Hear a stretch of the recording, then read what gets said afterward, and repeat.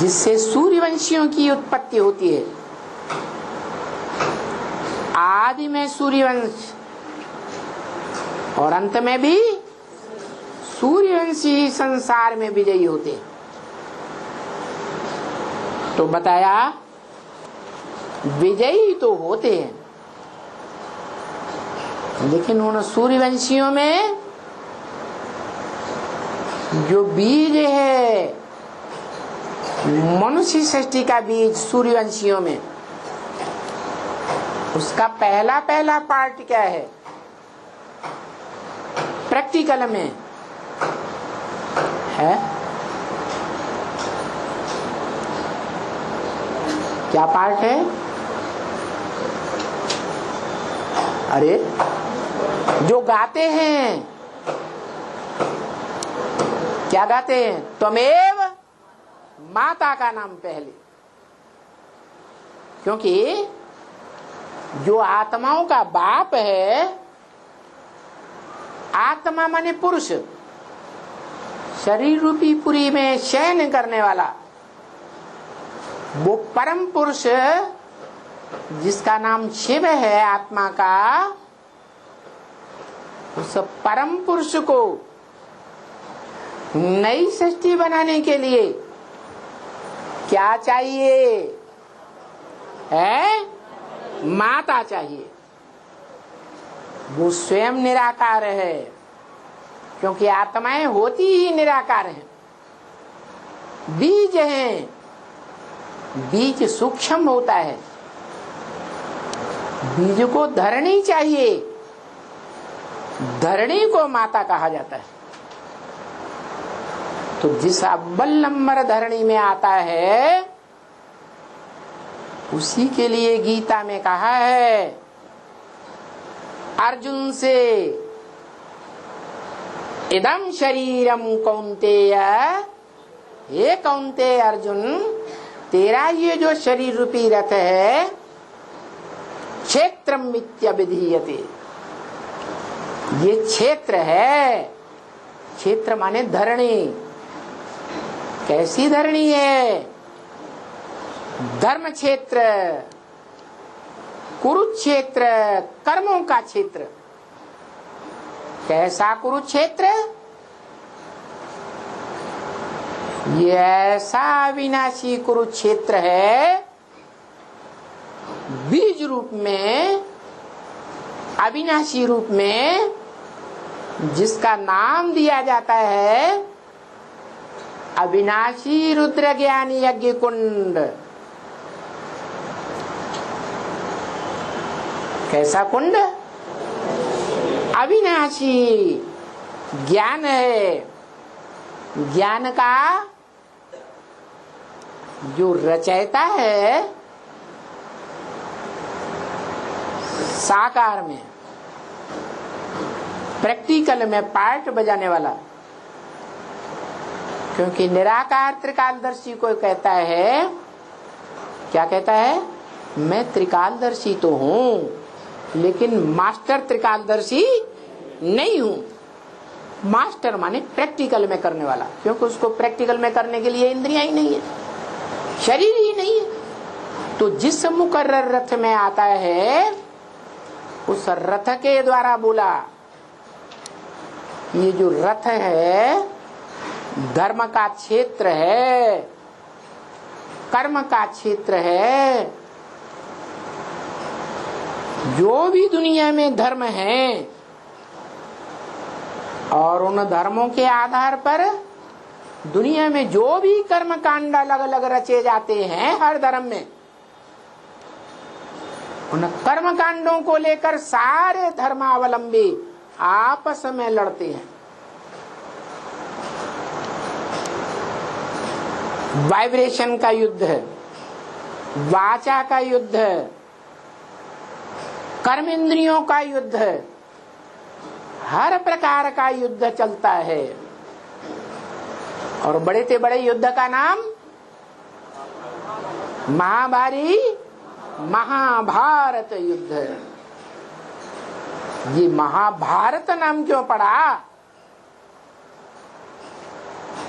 क्योंकि ये महाभारत युद्ध भारत से निकलता है। कहां से निकलता? भारत से। और भारत में भी दो रूप हैं। भारत माता तो प्रसिद्ध है, लेकिन विधवा है क्या? है? भारत माता विधवा है?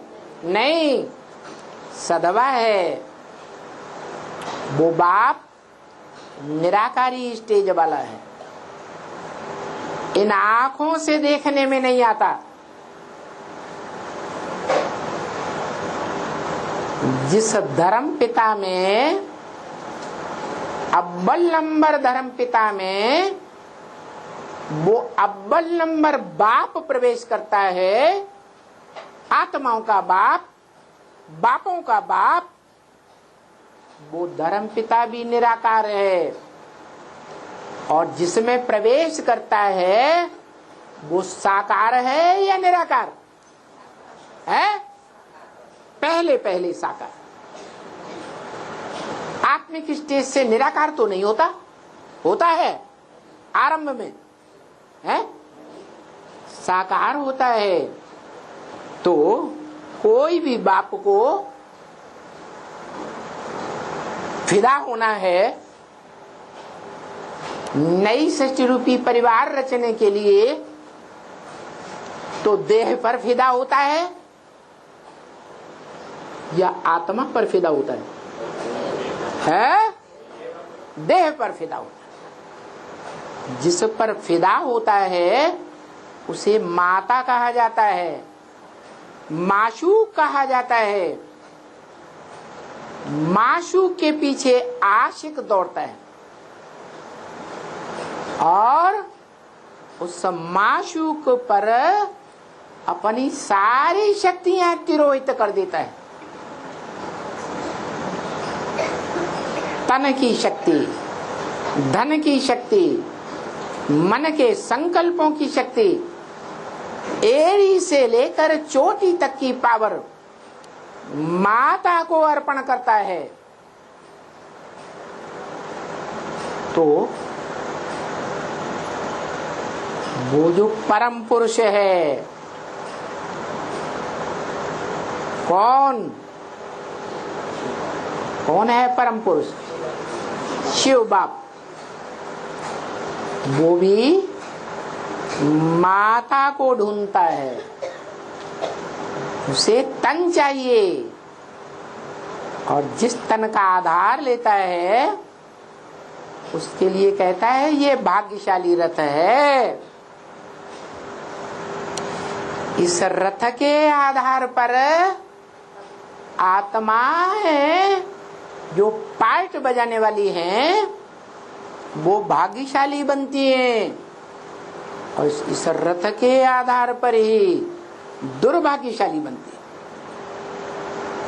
क्या कहा? भाग्यशाली रथ एक है, लेकिन सारी मनुष्य सृष्टि प्राणी मात्र के लिए भाग्यशाली और दुर्भाग्यशाली बनाने का आधार कौन बनता है? कौन है आधार रूपा जड़? कौन है वो माता धरणी?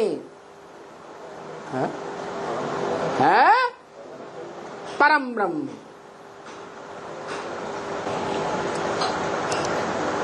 तो वो परम ब्रह्म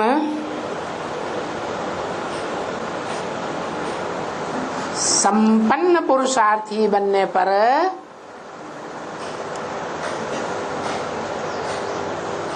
इस मनुष्य सृष्टि में पहले पहले सूर्यवंश की स्थापना करती है, माता गुरु बनकर। क्या? कैसा गुरु? माता गुरु। आदि गुरु या मध्य गुरु? आदि गुरु। आदि सो अंत गुरु। क्यों? मनुष्य सृष्टि में जो पहला पहला ब्राह्मण चोटी कहा जाता है, ब्राह्मण चोटी। जो पहला देवता, जो पहला क्षत्रिय, जो पहला वैश्य, जो पहला शूद्र, क्या उस अव्वल नंबर ब्राह्मण सो देवता का भी माता बनती है?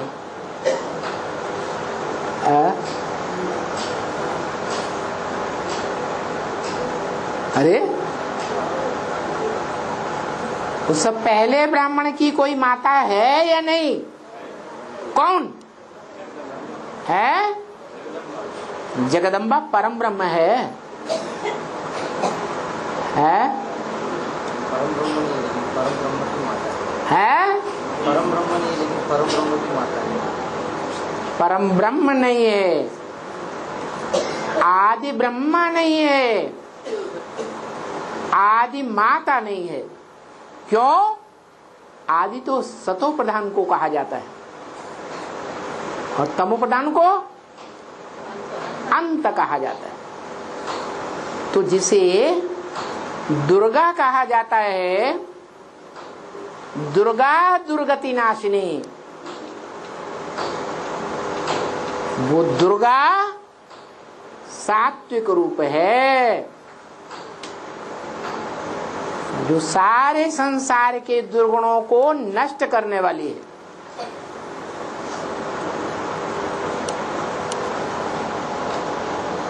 वो साकार होगी या निराकार होगी? है साकार होगी, क्योंकि साकार में ही गुण और अवगुण होते हैं। क्या? निराकार में गुण नहीं होते, अवगुण नहीं होते, वो तो निर्गुण कहा जाता है। जो बाबा ने मिसाल भी दिया है ब्रह्म वाक्य में, तुम बच्चों की यादगार एक निर्गुण बालकों की संस्था भी है, जो कहते मुझे निर्गुण हारे में कोई गुण नहीं। माने कैसे? वो निराकारी स्टेज प्राप्त करने वाले निराकार आत्माओं की बात है, रुद्रगणों की बात है। वो रुद्रगण देवता नहीं कहे जाते, राक्षस भी नहीं कहे जाते। उनकी यादगार रुद्राक्ष है। वो बीज रूप आत्माएं हैं, जिनके पुरुषार्थी जीवन में और आत्माएं उनमें प्रवेश करके पार्ट बजाती हैं मुख के द्वारा। जितने मुख उतनी आत्माएं उनमें प्रवेश होती हैं।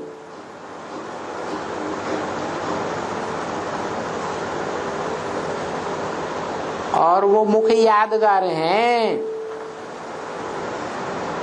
अपने अपने तरीके का ज्ञान सुनाने के लिए।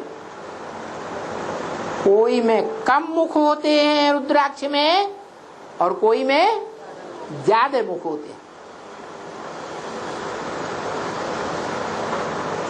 कम से कम एक मुख वाला मण का रुद्राक्ष का बहुत बिरला मिलता है,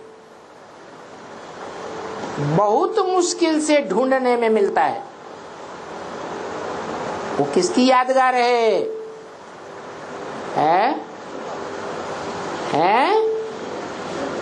शिव बाप। शिव बाप तो मनुष्य सृष्टि का बीज नहीं है, मनुष्य सृष्टि का बाप नहीं है। किसका बाप है? वो तो निराकार आत्माओं का बाप है। मनुष्य तो साकार होते हैं।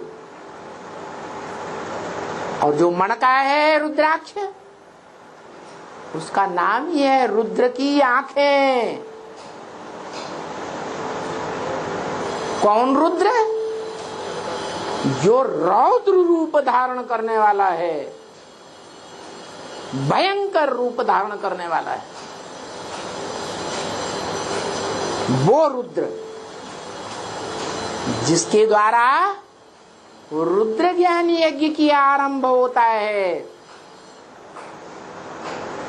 वो रुद्र ज्ञान यज्ञ अविनाशी है या विनाशी है? अविनाशी है।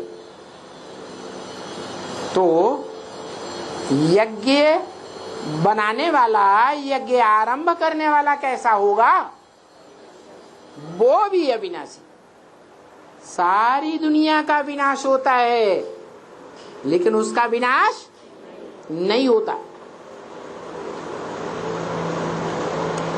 बताया अविनाशी रुद्र ज्ञान यज्ञ, सारी दुनिया का विनाश हो जाएगा, उससे ज्ञान यज्ञ का विनाश नहीं होगा। नई दुनिया आएगी तो भी देवताएं आत्मिक स्थिति में, बीज रूप में, ज्ञान के सार रूप में टिकेंगे। ज्ञान लोप हो जाएगा क्या? नहीं हो जाएगा। और द्वैतवादी द्वापर युग से भी वही रुद्र का पार्ट बजाने वाली आत्मा ज्ञान का विस्तार करती है। जिस विस्तार को गीता में सांख्य नाम दिया गया है, जो बोला है सांख्य योगो पृथक बाला प्रवदंती ना पंडिता। सांख्य और योग ये अलग अलग नहीं है, एक ही है। सांख्य का अर्थ ही है सह आख्या, अर्थात व्याख्या के द्वारा जो बताया जाए वो सांख्य। और सांख्य के प्रणेता कपिल मुनि माने गए हैं, जिनके द्वारा काम्पिल्य नगरी जो महाभारत में प्रसिद्ध है,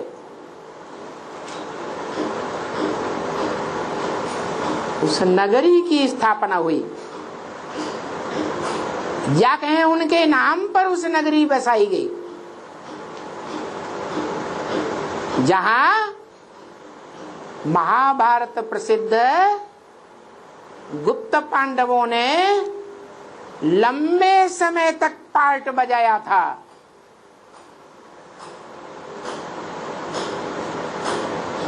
वो कहां की यादगार है? शास्त्रों में है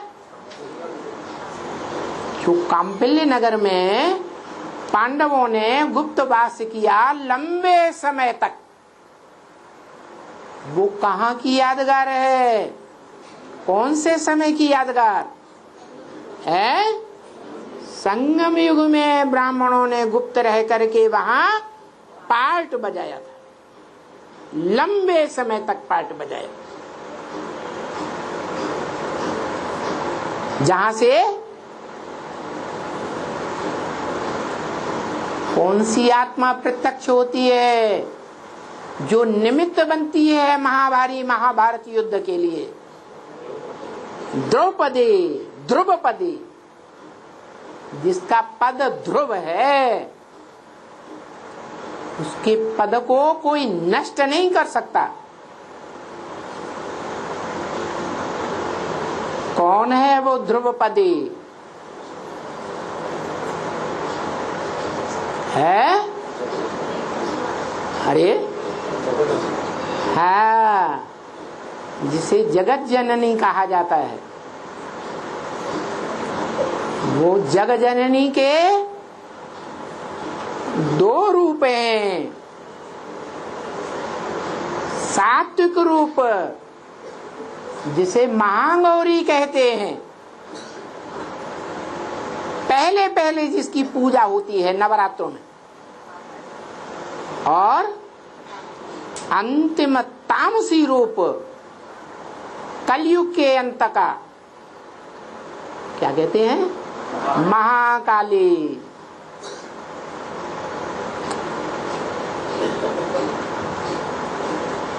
अति का देह भान। तो दो रूपों में एक रूप है बुद्धि की देवी। कौन गाई हुई है?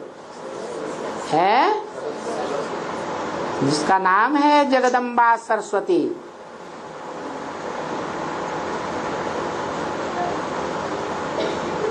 क्या बड़ा काम किया बुद्धि का?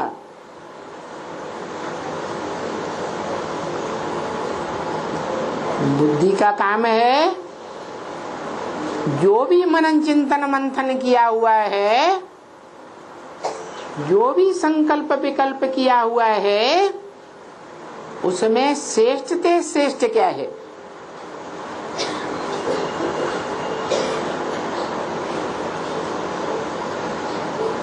ज्ञान का सार क्या है?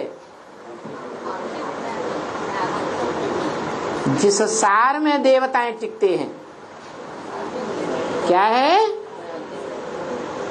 क्या है? ज्योति बिंदु। और जो बिंदु रूप आत्माएं हैं, जिन्हें गीता में कहा गया है अणोअणियांसम, अणु से भी अणु, अति सूक्ष्म। उन आत्माओं में श्रेष्ठते श्रेष्ठ आत्मा क्या कौन है? कौन है? अरे आत्माओं का बाप। जैसा बाप होगा वैसे ही बच्चे होंगे। जो बच्चों का रूप, वो ही बाप का रूप होना चाहिए। सांप लंबा तो बच्चे भी लंबे, हाथी डील डोल वाला तो बच्चे भी डील डोल वाले, चींटी छोटी सी तो बच्चे भी छोटे से। ऐसे ही आत्माएं बिंदु बिंदु हैं, अणुरूप हैं, तो आत्माओं का बाप भी है ज्योति बिंदु। नहीं तो पहले रुद्र ज्ञान यज्ञ जब आरंभ हुआ तो लाल लाइट के गोले को याद करते थे। किसको याद करते थे? हैं? बड़ा रूप याद करते थे या सूक्ष्म को याद करते थे? हैं? बड़ा रूप। उसी को बाप समझते थे। क्यों? रुद्र ज्ञान यज्ञ कुंड जब आरंभ हुआ तो बड़े रूप को बाप क्यों समझते थे? है? आत्माएं अति सूक्ष्म ज्योति बिंदु, जिनकी यादगार में माताएं आज भी बिंदी लगाती हैं भारत में, भ्रकुटी के मध्य में। तो ये परंपरा को चलाने वाले ऋषि मुनि जानते थे ना कि आत्मा सूक्ष्म है, ज्योति बिंदु है, भ्रकुटी के मध्य में है, जो गीता में लिखा हुआ भी है, भ्रवोर मध्य प्राणम आवेश सम्यक। जब प्राण छूटे तो भ्रकुटी के मध्य में भली प्रकार आत्मा को याद करना चाहिए।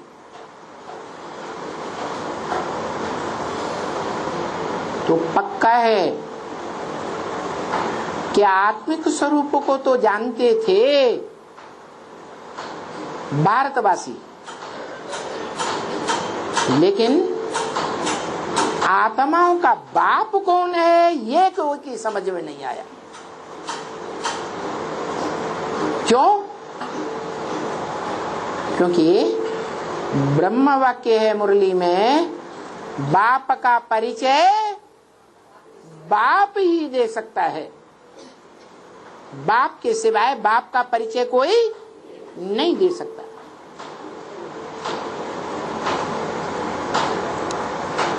तो पहला पहला बाप का परिचय किसने दिया?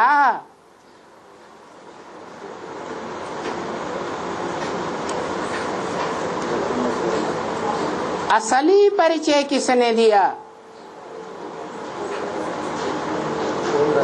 है? हाँ, विद्या की देवी सरस्वती मानी जाती, ज्ञान की देवी मानी जाती। वो सात्विक रूप था, उसने जो ज्ञान का मनन चिंतन मंथन है उसमें अव्वल नंबर पॉइंट निकाला, जो आधार बन जाता है स्मृति स्वरूप बनने के लिए। कौन बनता है पहला पहला स्मृति स्वरूप? आत्मिक रूप में स्मृति स्वरूप कोई बनता है या नहीं बनता है? कौन है? अव्यक्तवाणी में जिसका उल्लेख किया है इस वर्ष 5 दिसंबर, याद है या नहीं याद है? पहला पहला व्यक्त मिलन हुआ आत्माओं के बाप शिव और मनुष्य आत्माओं के बाप प्रजापिता वाली आत्मा का 5 दिसंबर है असली स्मृति दिवस। आत्मिक रूप में आत्माओं का बाप और आत्मा आत्मा भाई भाइयों में बड़ा भाई कौन? बाप का बड़ा बच्चा। दोनों का पहली पहली बार मेल हुआ 5 दिसंबर।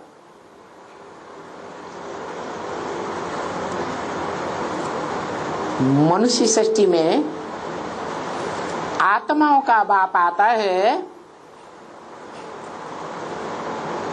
तो पहले पहले कौन परिचय लेता है? पहले पहले बाप के स्वरूप में कौन स्थिर होता है? परम।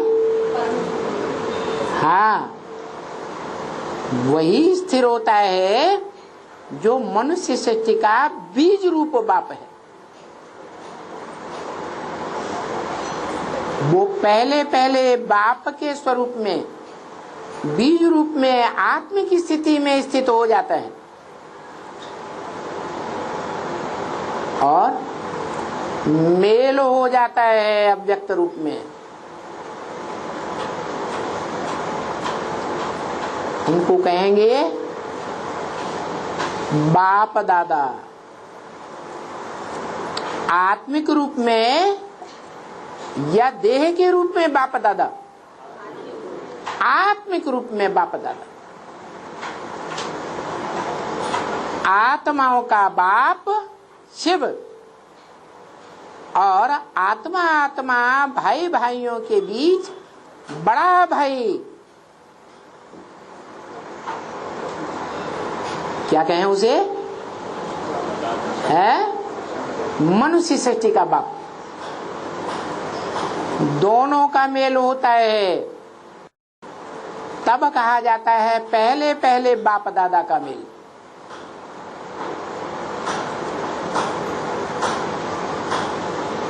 और जो मनाया गया लंबे समय तक देहधारियों का मिलन बाप दादा के रूप में, वो कौन है? राम, मनुष्य सृष्टि का बाप देहधारी,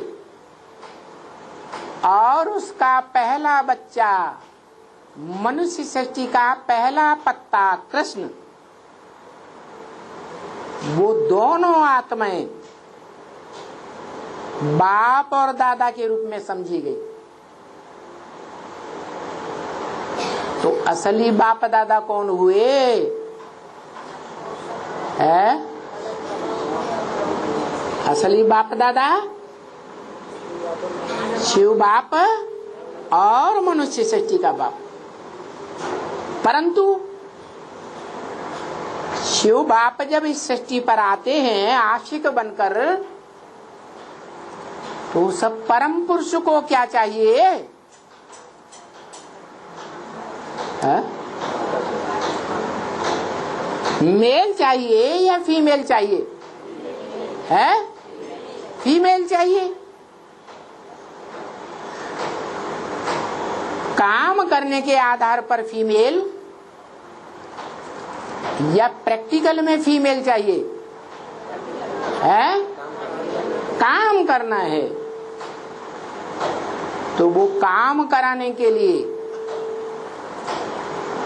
बाप का बच्चे को जन्म लेना है।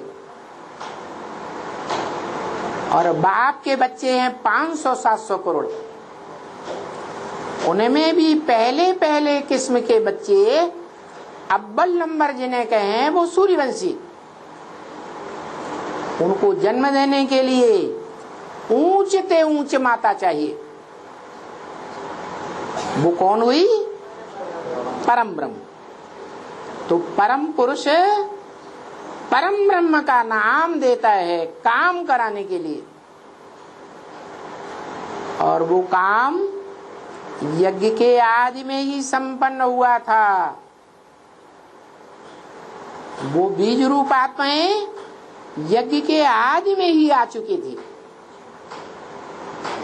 वही बीज रूप आत्माएं, बीज ज्यादा शक्तिशाली होता है,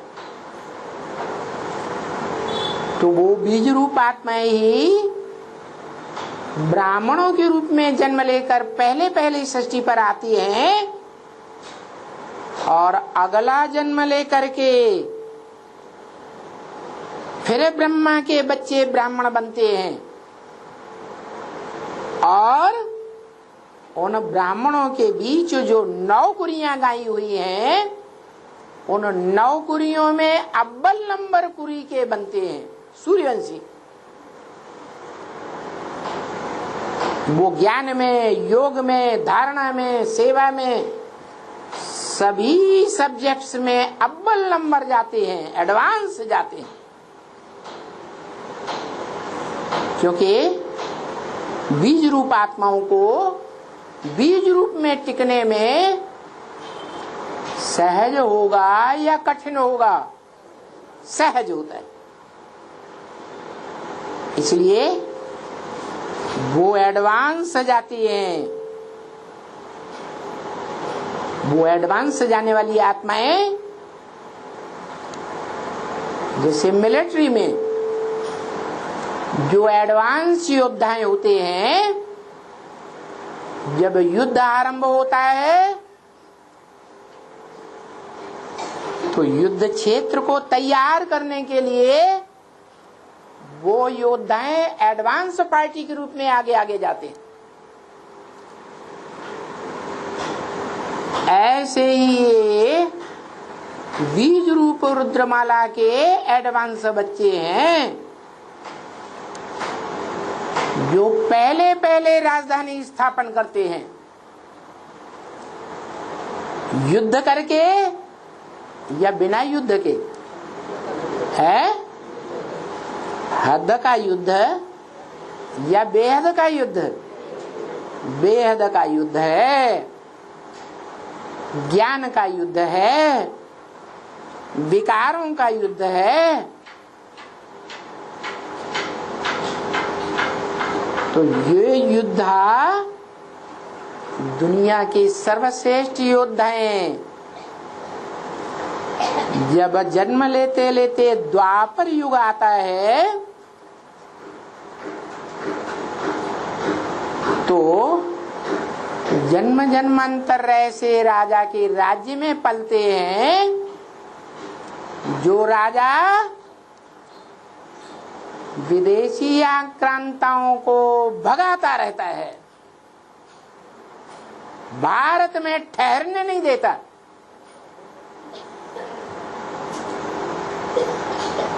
द्वापर के आदि से लेकर के अंत तक युद्ध में रत रहता है।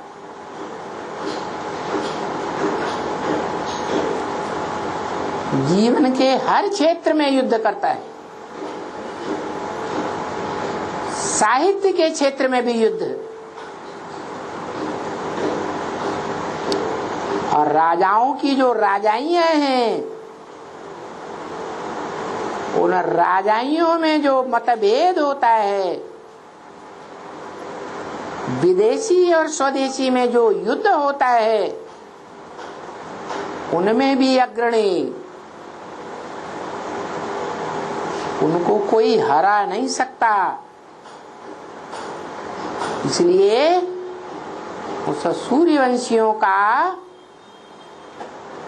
जो प्रधान है नारायण, जो नर से डायरेक्ट नारायण बनता है पुरुषार्थी जीवन में, उसके लिए शास्त्रों में गायन है कि उसकी कभी भी हार नहीं हुई।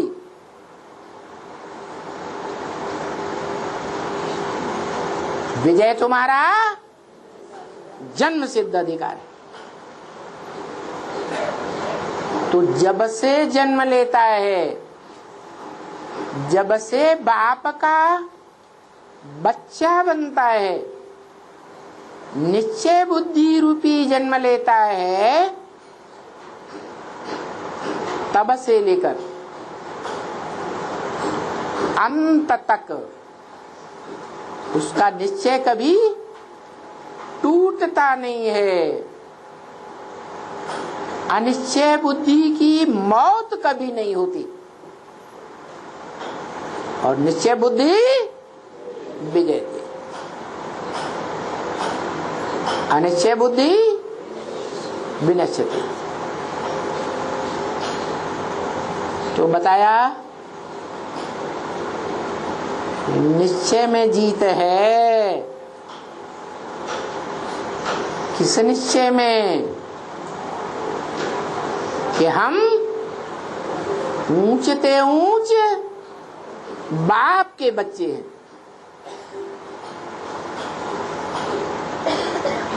दुनिया में धर्म पिताएं नंबर बार आए हैं, वो धर्म भी इस दुनिया में नंबर बार पनपते हैं।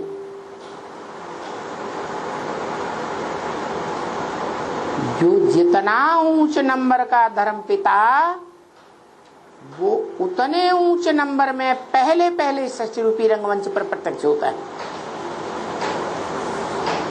तो सबसे पहला धर्म पिता है अल्लाह वल्दीन,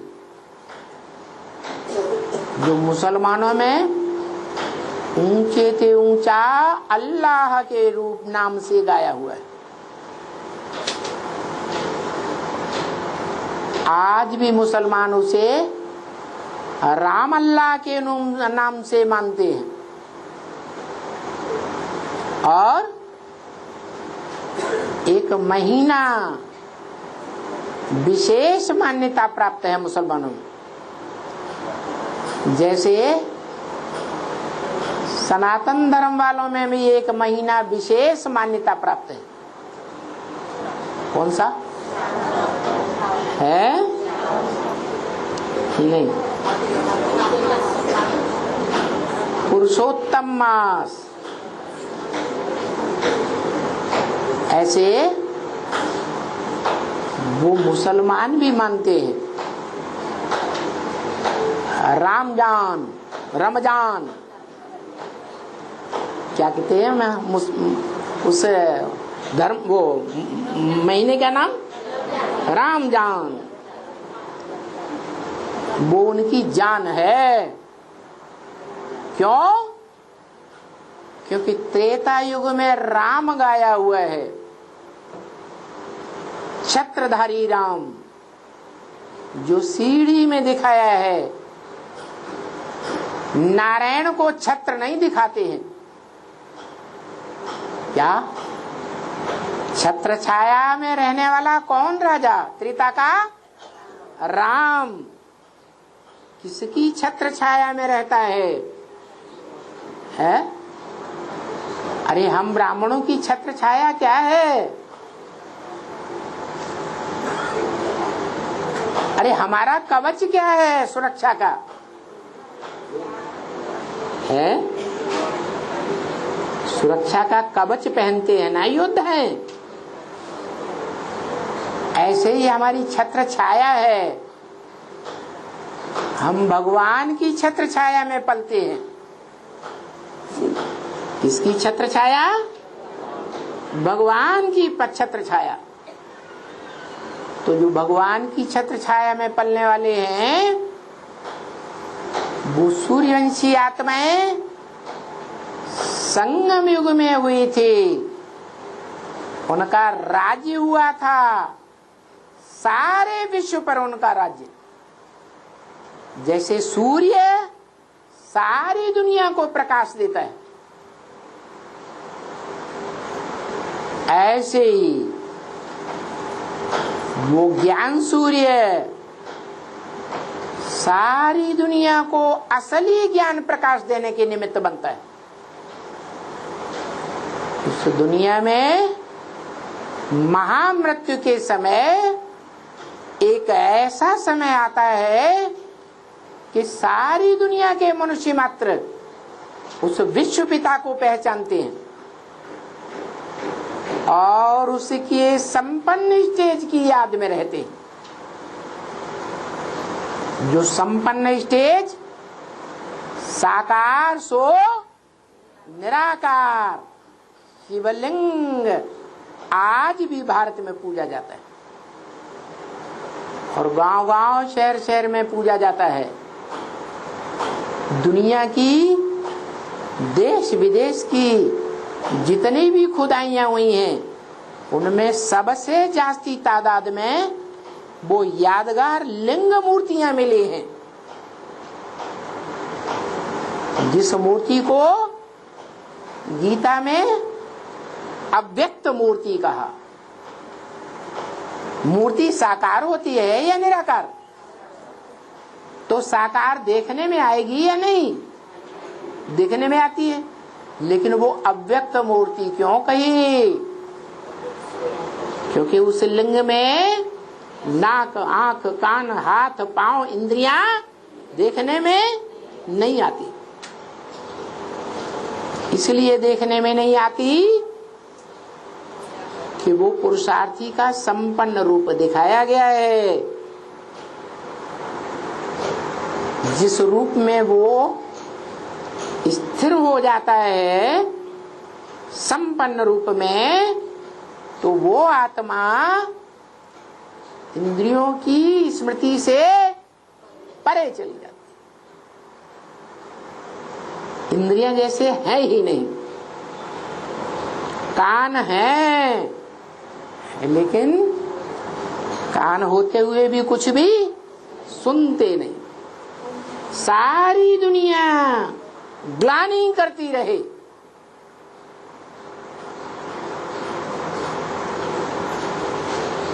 उस अवतार का गायन भी है। क्या है? कलंकीधर। दुनिया के सारे ही दिए हुए कलंकों को धारण कर लेती है। किसी का कोई अपोजिशन नहीं। उन कलंकों का, उन ग्लानियों का उस आत्मा के ऊपर कोई असर नहीं होता। इसलिए उस स्टेज का गायन है, कान है, लेकिन होते हुए भी जैसे नहीं है। आंखें हैं, लेकिन देखते हुए भी नहीं देखता। सभी इंद्रियों का यही हाल है, चाहे ज्ञान इंद्रियां हो, चाहे कर्म इंद्रियां हो। उन इंद्रियों से कर्म करते हुए भी उस कर्म फल की प्राप्ति नहीं करता, क्योंकि इंद्रियों से सुख लेता ही नहीं।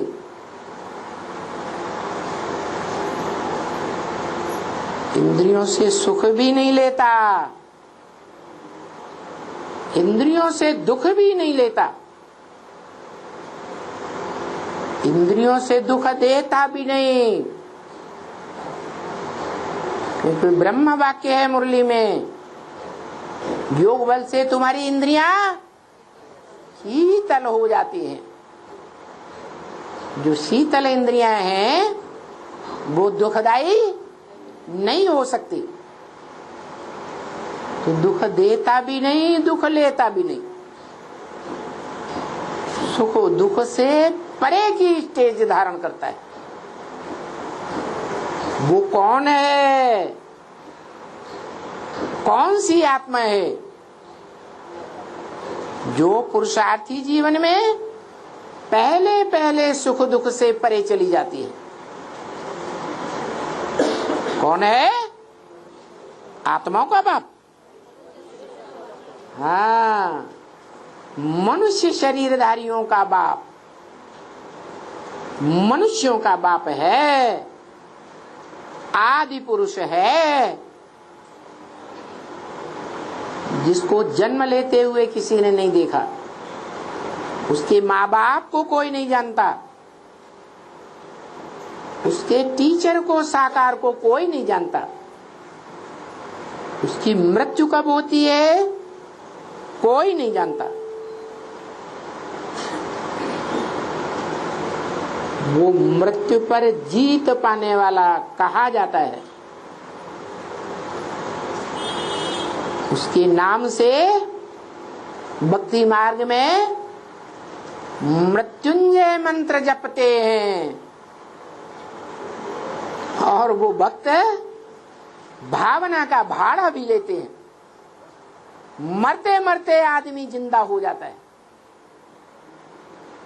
ऐसा प्रभाव होता है मृत्युंजय महामंत्र का। तो देखो,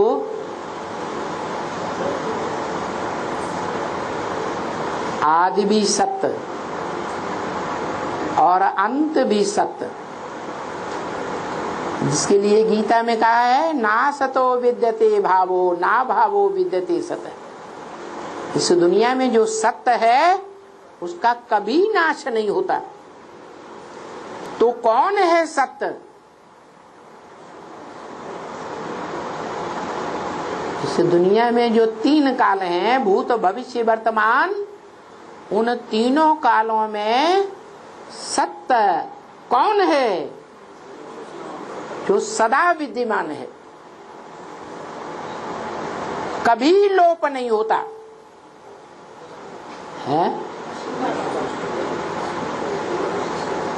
कृष्ण की आत्मा कहें, जो संसार रूपी सागर में, विषय सागर में पीपल के पत्ते पर पहला पहला बच्चा दिखाया जाता है।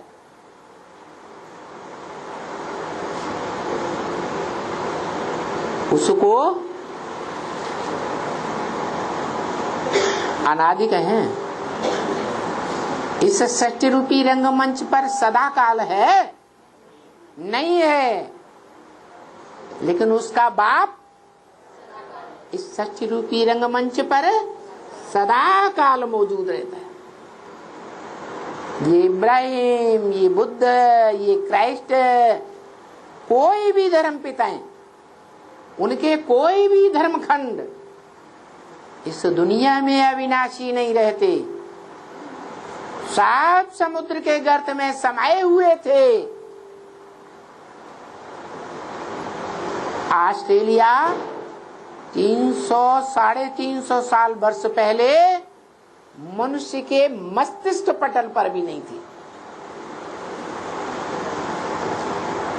अमेरिका की ईजाद कोलंबस ने की, 500 साल पहले कोई जानता भी नहीं था दुनिया में कोई अमेरिका नाम का कोई महाद्वीप होता है।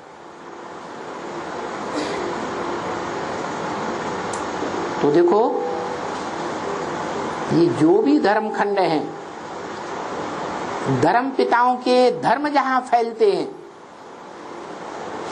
वो धर्म पिताएं भी षष्ठी रूपी रंगमंच पर मध्य में आते हैं, बीच में ही आते हैं और पहले ही लोप हो जाते हैं। वो धर्म पिताएं भी षष्ठी रूपी रंगमंच पर सदाकाल रहने वाले नहीं,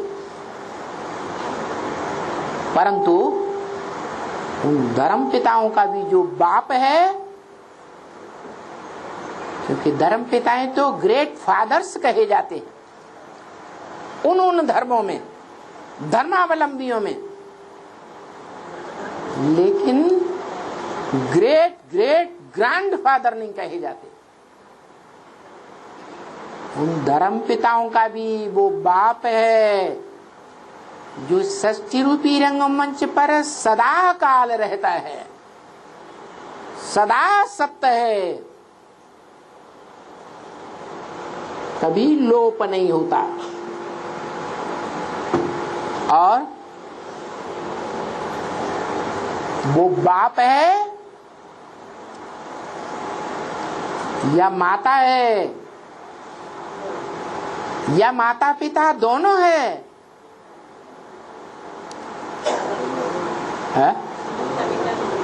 हाँ।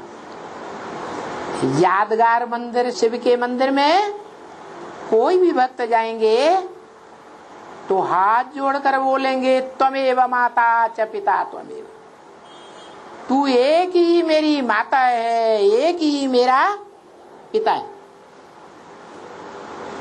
तो किसकी ओर मुख करके बोला है? लिंग की ओर बोला ना। एक को बोला या दो को बोला है? एक को बोला, जलाधारी को नहीं बोला माता है। अरे साथ में जलाधारी भी तो होती है, नहीं होती? तो त्वमेव माता च पिता त्वमेव, माता कह के जलाधारी को नहीं बोला? अरे बोलो ना, नहीं बोला। क्यों? कैसे? क्योंकि संस्कृत में त्वम एक को कहा जाता है। तू माने त्वम, त्वम युवाम तुम दोनों, यूयम तुम सब, तुम ही हो माता पिता, तुम ही हो। तुम ही का मतलब है एक, दो पर्सनालिटी नहीं है कि एक मेल हो और दूसरा फीमेल हो, नहीं। एक ही शिवलिंग के लिए बोला जाता है कि बिंदु रूप जो निराकार बीज है वो हमारा बाप है, और जो बड़ा रूप है 5 तत्वों का बना हुआ ऐसा शरीर जो कभी भी इस रंगमंच पर लोप नहीं होता। वो 5 तत्वों का भी सार है।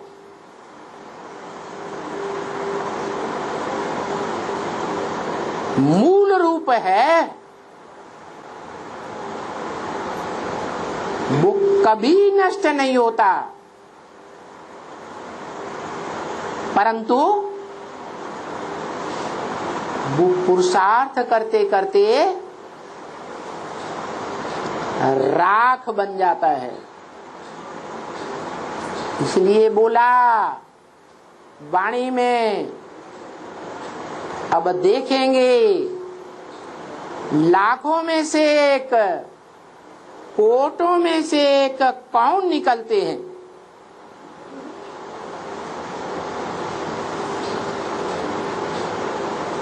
और कौन अपन को राख बनाते हैं।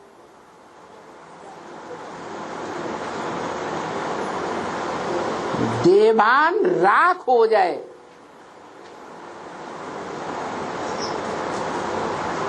नाम निशान खत्म हो जाए,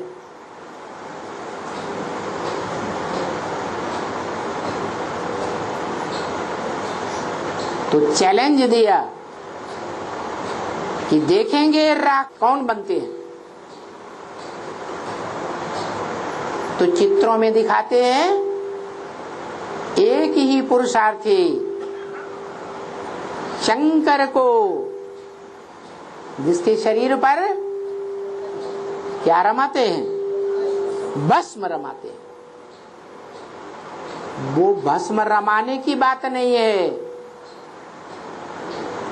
ऐसी याद की स्टेज में टिकने की बात है, निराकारी स्टेज में, जिसमें देह भान भस्म हो जाए।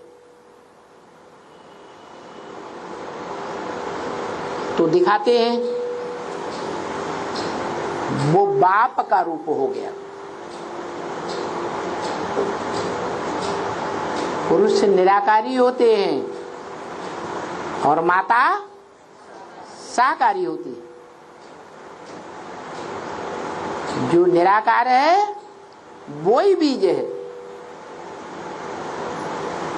तो वो बीज को साकार धरने का आधार चाहिए। वो परम पुरुष अति सूक्ष्म, सूक्ष्म से भी सूक्ष्म, सब सूक्ष्म आत्माओं का बाप, जिससे ज्यादा सूक्ष्म कोई हो ही नहीं सकता। और जितनी सूक्ष्म बुद्धि होती है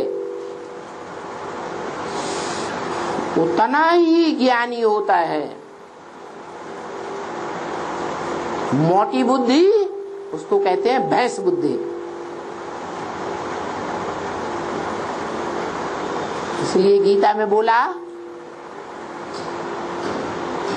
कि ज्ञान के समान पवित्र इस संसार में कुछ भी नहीं है। कौन सा ज्ञान? एक काल का ज्ञान, दो काल का ज्ञान, या त्रिकालदर्शिता का ज्ञान, तीनों काल का ज्ञान। किसके तीनों काल का ज्ञान? किसके तीनों काल का ज्ञान है? अरे कोई है या नहीं है जिसके तीनों काल का ज्ञान त्रिकालदर्शी कहा जाए? कौन है? कोई नहीं है। मनुष्य सृष्टि का जो बाप है वो तीनों कालों में सृष्टि रूपी रंगमंच पर स्थायी रहता है। उस सत्य को कोई भगा नहीं सकता। सत्य अडिग होता है, अचल होता है। इसलिए माउंट आबू में उस अचल रहने वाली आत्मा की यादगार अचलगढ़ दिखाई है। और महाभारत शास्त्र में कौन व्यक्तित्व है जो सदा काल स्थिर रहने वाला है? युधिष्ठिर। युद्ध में स्थिर रहने वाला है, चलायमान होने वाला नहीं। क्योंकि अब बड़े ते बड़ा बम फूटने वाला है। दुनिया का सबसे बड़ा बम कौन सा बताया? परमात्मा प्रत्यक्षता बम,